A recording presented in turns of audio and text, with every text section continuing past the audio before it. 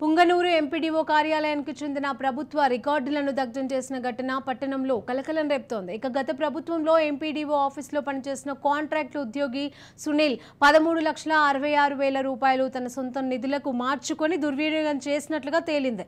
ఈ నేపథ్యంలోనే ఎంపీడీఓ కార్యాలయానికి ఎదురుగా ఉన్న శ్మశానంలో కార్యాలయానికి సంబంధించిన ఫైల్స్ కాలిపోయి ఉండడాన్ని గమనించిన స్థానికులు మీడియాకు తెలియజేశారు. ఇక రికార్డులను పూర్తిగా తారుమారు చేసేందుకు ఎంపీడీఓ కార్యాలయ అధికారులు ఈ చర్యకు పాల్పడ్డారని తెలుగుదేశం పార్టీ శ్రేణులు ఆరోపించారు.